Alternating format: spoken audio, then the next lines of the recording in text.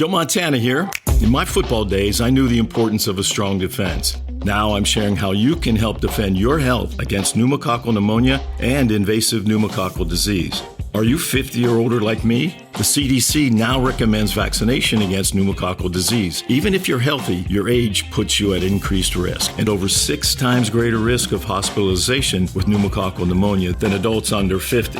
Schedule your appointment today at vaxassist.com. Sponsored by Pfizer. If you're a facilities manager at a university, you know students rely on the cafeteria for breakfast, lunch, dinner, and the occasional late-night snack. So when a dishwasher breaks down and dirty plates pile up, the mess hall can turn messy in the blink of an eye.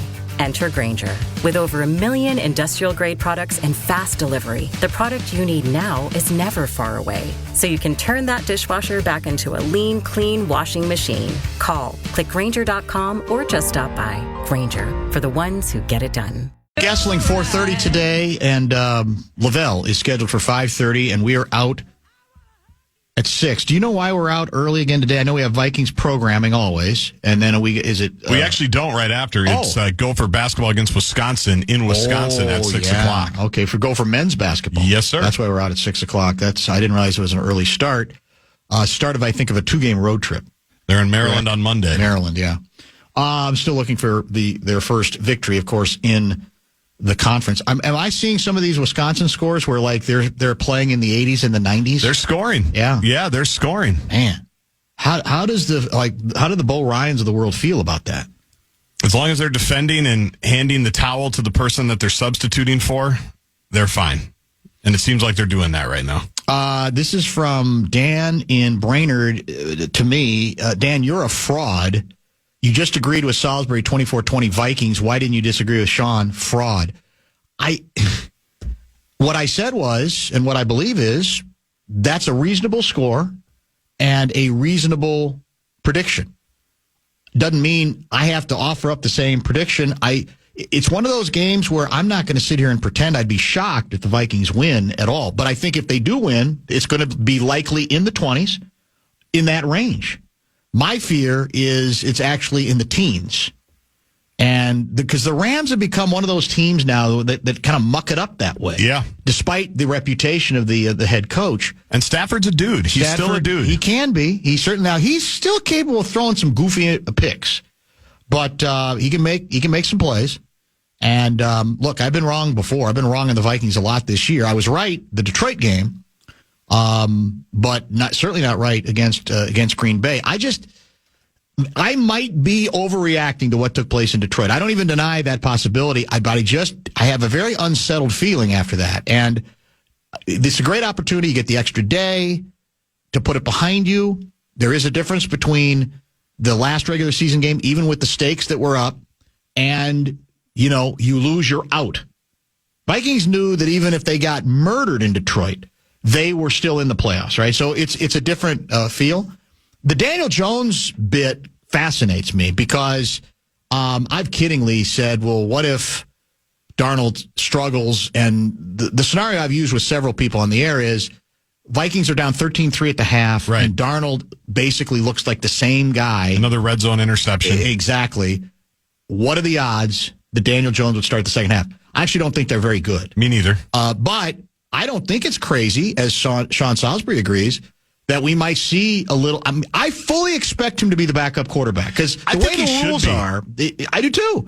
The way the rules are, if you're the number 3 quarterback, the only way you can play as the emergency quarterback is if the first 2 go down to injury. That's correct. Right? I mean, you're there, you're in uniform, I assume, but you can't play.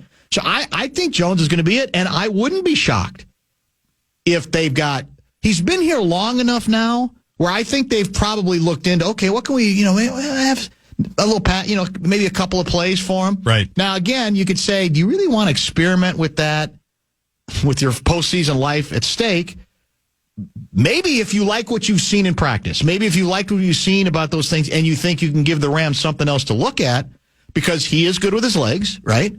I wouldn't be at all shocked if you saw him perhaps in the red zone on a couple of plays. Why not? Yeah. Especially, like you said, because of the legs aspect is pretty good, too. We saw that firsthand. He's actually probably more, at this point, a dangerous runner than he is a dangerous passer. And KLC doesn't always like that. He tried to make Josh Dobbs, a pocket passer after the Pasternak came in. Yeah, that's right. But maybe he could give you a Pasternak-like lift for a half. Who knows?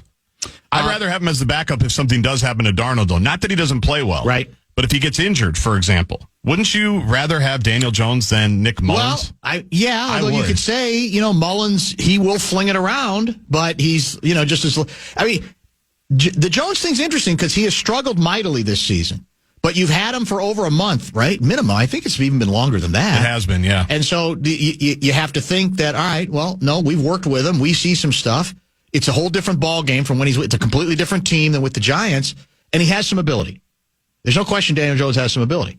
And I think the Vikings want to keep him, too. I really do. I think they want him next year. Now, obviously, if Darnold comes back next year, I don't think you can keep him and Daniel Jones. Probably not. With the youngster as well, so we'll have to see on that. Let's try to get somewhat close to schedule.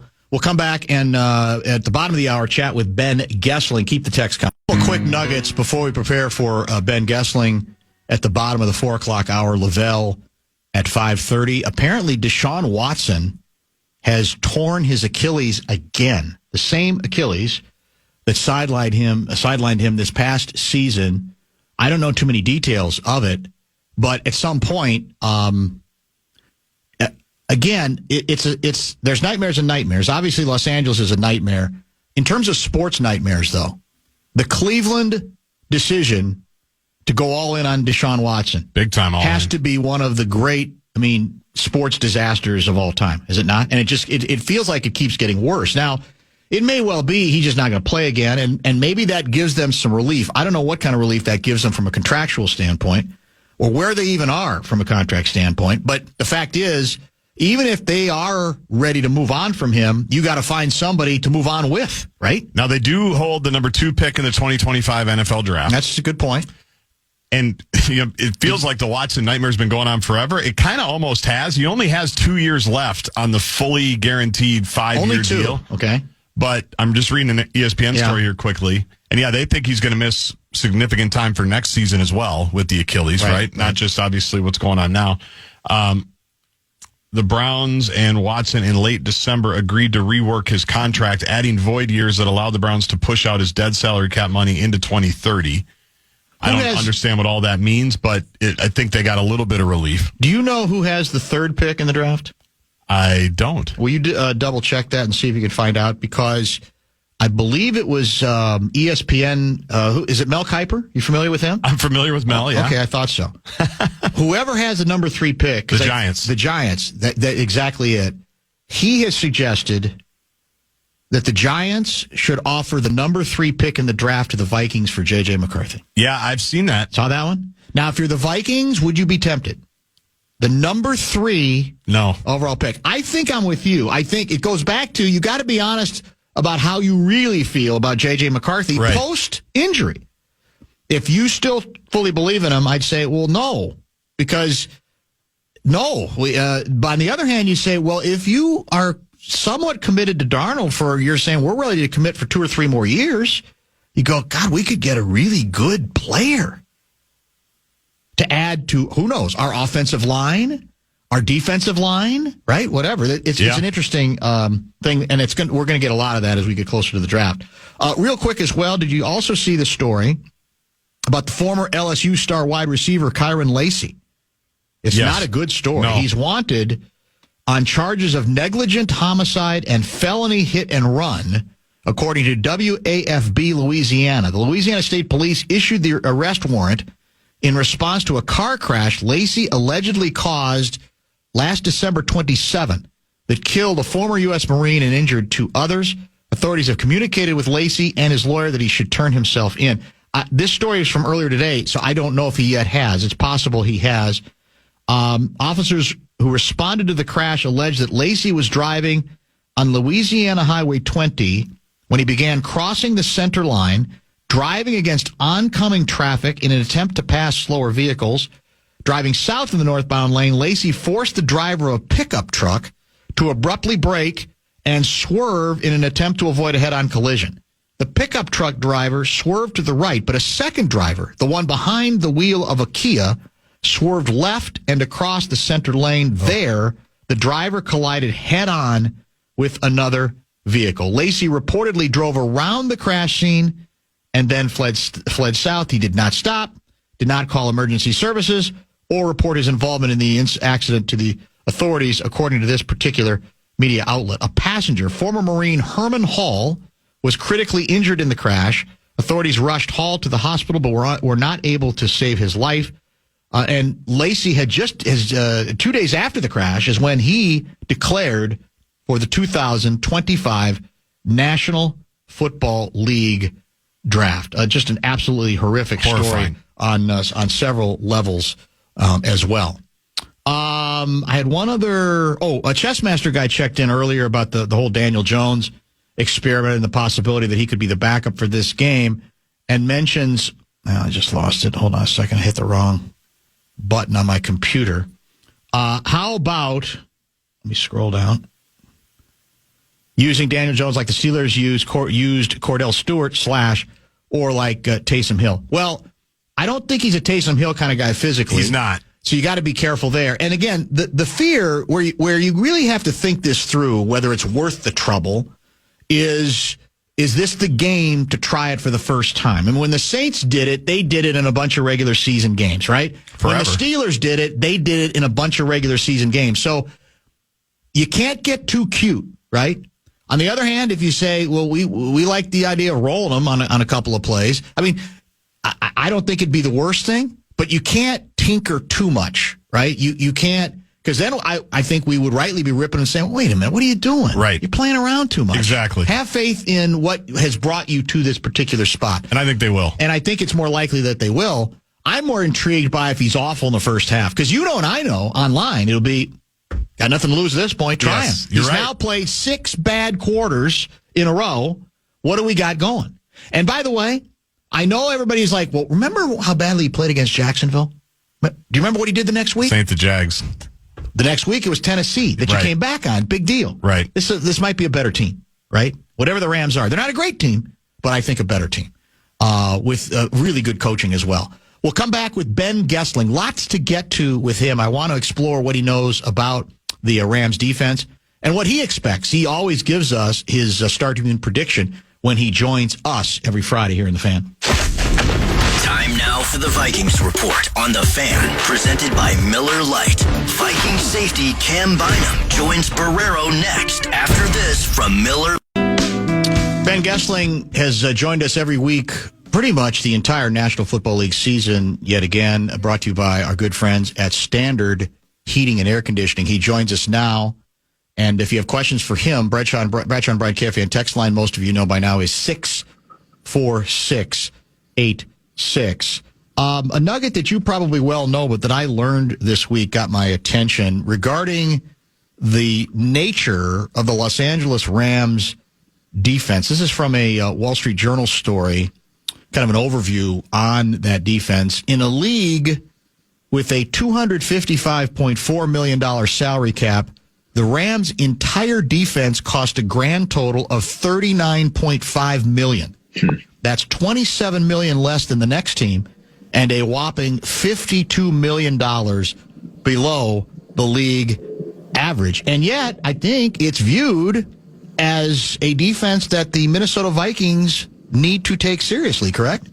Yes, it is. And it's interesting that I was not aware of that stat in terms of where they ranked, but you have seen that shift happen. I mean, this was the team that went all in a few years ago. The Les Snead F them picks T-shirt. And when Kwesi talked about you don't want to go full Rams in comments that he has not made with that level of candor since then, that was what he was talking about, was that team that traded a lot of its picks to get Jalen Ramsey and I think Odell Beckham and all of the moves that they made that ended up sending them to the Super Bowl, including the trade for Matthew Stafford.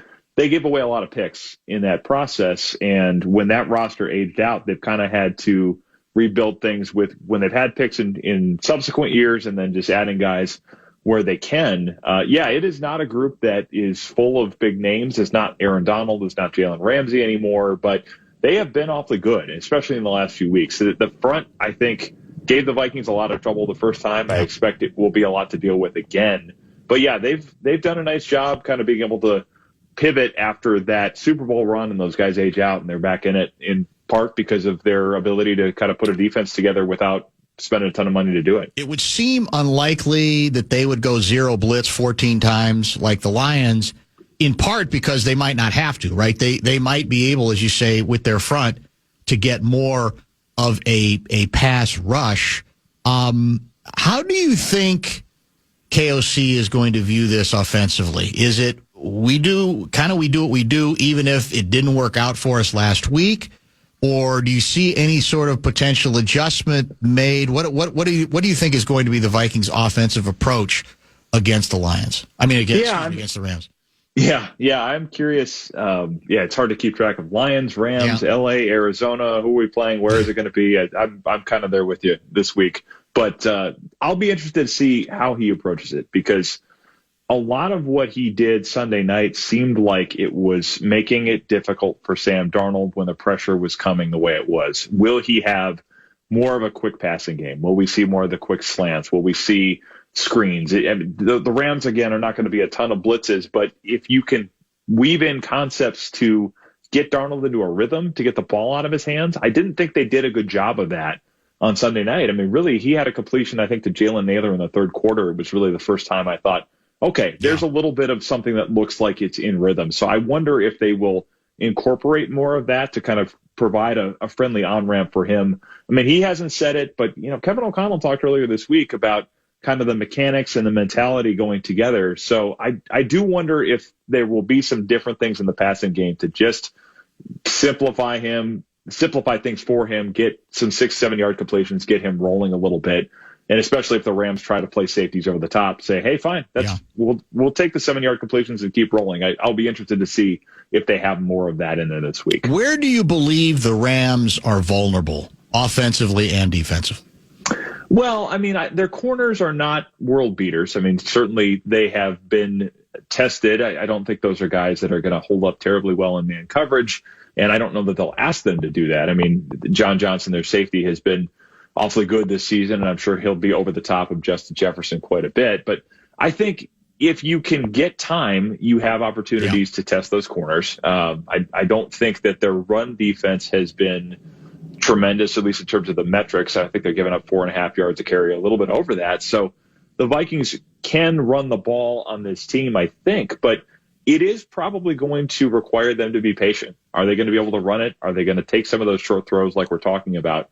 I think some of those things defensively will have to happen. And then offensively, Matthew Stafford, that last game, he pulled out kind of about I'd say it's about once a month where he looks like the vintage Stafford. And he had one of those nights against the Vikings. I mean, it was getting rid of the ball quick. They did a lot of that stuff to beat the blitzes, as we see teams do. But he had the one where he was drifting away from pressure, and I think it eluded a couple of Vikings defenders, maybe Harrison Phillips being one of them, threw a touchdown pass there. So those moments of vintage Stafford, extend plays, throw darts on the run, he did a lot of that night. And I think if you don't get that Matthew Stafford, which we really haven't seen a lot in the last month, you should be able to pressure him. You should be able to, kind of get him off of his spot and maybe make it so that it's not quite as easy for him to move that offense. I think a veteran quarterback who's been through this a lot, who knows how to decipher defenses and get rid of the ball, is going to be a challenge. But I think if they're going to be able to be better than they were last time, I mean, they got no pressure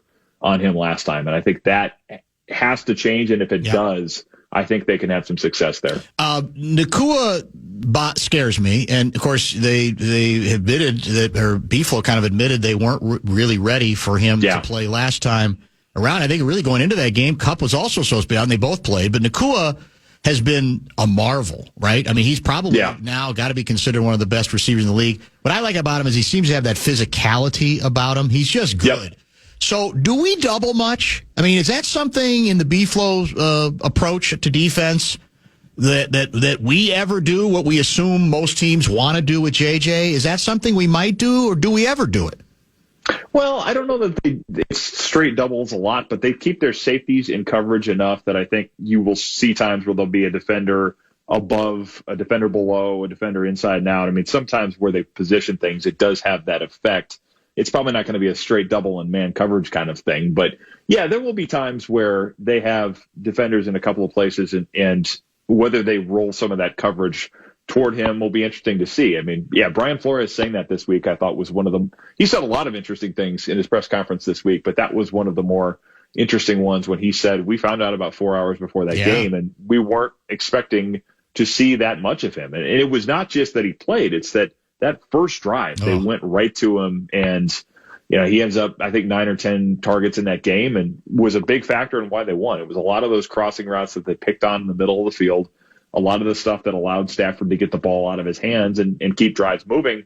The Vikings will have Blake Cashman this time. I think that helps a little bit in that regard. But, yes, they're going to have to be aware of where Puka is, and they're going to have a better approach to him this time than they did last time. Rams can also run, correct? I mean, obviously there's no Gibbsy. There's only one of him, but they can run. Yeah, they can, and they have committed to it in a pretty significant way. I mean, Kyron Williams, I think, has 316 carries, which you don't see many running backs do that anymore. I mean, the days of running backs having 300 carry seasons are pretty few and far between these days. So, I mean, he's not a guy that's going to be the same as Jahmyr Gibbs. I'm not sure how many people are the same as Jahmyr Gibbs right now, but they will commit to it. He's been, for a 5'9" guy, he's a bigger running back. He can run between the tackles. He can run in the red zone. I mean, they've had some struggles in the red zone finishing drives like the Vikings have, but I think he is going to be a factor in this too, because that was one of those games where the Rams were, as much as anything, trying to, I think, shrink the game, try to make it so that the Vikings offense didn't have quite as many opportunities as it otherwise would. And the Rams held the ball for like 33 minutes in that first game. So Williams is a part of that strategy in that sense as well, to say, we're going to hold the ball, we're going to make you try to play from behind, and then it becomes that line, getting pressure on Darnold, and how the Vikings have answers for that. I think a lot of that stuff all works together with the Rams running game and then what they want to probably do to Sam Darnold. Did the head coach's coyness on the question of whether Danny Dimes might be the backup on Monday night make you think that he's just sort of playing the game and kind of being cute? Or do you think there's a real legitimate chance that he is the designated backup quarterback to Sam Darnold on Monday night? I think that's going to be very interesting to watch. I think the fact that he was as coy as he was, he doesn't usually do that just for no reason. I think it's certainly something he's thinking about, whether it's as the backup or maybe they activate 3. I mean, there's nothing saying you can't. True. You don't see teams do it very much because it costs you a roster spot. But I mean, the fact that he's won a playoff game, the fact that he has been in these spots, I do think is worth keeping in mind, because they like Nick Mullins enough, and they like the fact that Nick Mullins knows the offense. And the times where Nick Mullins has had to come in this year for a couple plays, he's made some big plays, and it's only been in a couple spots. But yeah, I do wonder if they said, hey, if we are going to get in a tough spot with Sam Darnold either getting hurt or Sam Darnold being ineffective, I wonder if they'll want that option. It wouldn't shock me if they kept all 3 up just to give themselves a few different ways to go about it. It's almost like in baseball in playoff games where you say, if our starter is not good and we got to take him out, we're not playing for setting the bullpen for 3 days from now. We have to win this game right now, and everything has to be pulled out to do it. So it would not shock me if in one form or another Daniel Jones is up for this one. Yeah, I agree. And the other thing we talked about earlier, and maybe you alluded to this, is you can do a thing where you got a couple of plays for him. Now, as we were saying earlier, if you want to go with the Taysom Hill analogy or Cordell Stewart, the difference is those players were established over time in, I think, regular season games. And that's the tricky part. How cute do you want to get without having any opportunity to try a few of those plays in regular season? Now, maybe they've seen enough in practice to say, we like a couple of these plays with him on the edge, maybe in the red zone. I don't know. But that's the tricky part, right? You can't get too cute with all kinds of experimentation, given that, your playoff life is at stake. Yeah, that's true. I mean, unless they've practiced some of it, which obviously we don't know because we don't see that much of practice. But I mean, he is a mobile quarterback, and in a lot of that game 2 years ago, his ability to run and his ability to do some things while he's on the run was a major factor in that game. I don't know how cute they want to get with it. I don't know that it would be, if they did something like that, anything more than a couple of plays. But it's one of those things where you have to have every tool at your disposal, and you have to have thought about it all. And knowing Kevin O'Connell, I'm sure he has thought about it all. And I think that one is going to be very interesting to watch. It takes me back a little bit to 2017 when Sam Bradford played that first game against the Saints, was, I think, NFC Player of the Week, had a great night, gets hurt, and then ends up missing the rest of the season. Yeah.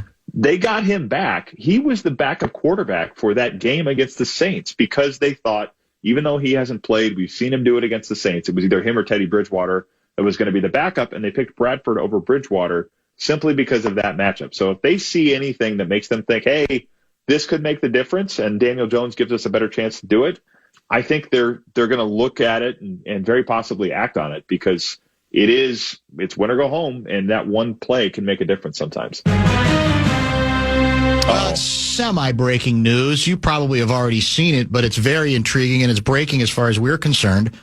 The Rams have a screenshot of the interaction between Kevin O'Connell and Dan Campbell, where the Lions coach said, "I'll see you in 2 weeks," printed out and hung in the locker room.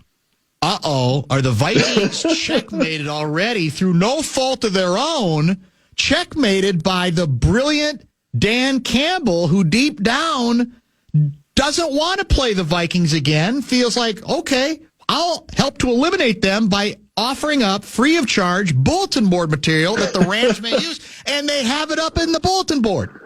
I mean, Dan Campbell is Mr. Trick Play, Mr. Go for it on fourth down, That's Mr. it. Renegade. Maybe he is thinking that far ahead of, I'm going to deep six this team by seeming like I'm being friendly, but secretly firing up Sean McVay, firing up the Rams, and making it so that my division rival goes down, because, the old cliche, it's hard to beat a team 3 times in a season. You know how you don't have to worry about that if they're not there. So, yeah, very possible that this is, playing at some level of guerrilla warfare for Dan Campbell. It's impressive spycraft, if nothing else. But NFL coaches like to fancy themselves amateur CIA agents sometimes. So, you can't rule anything out.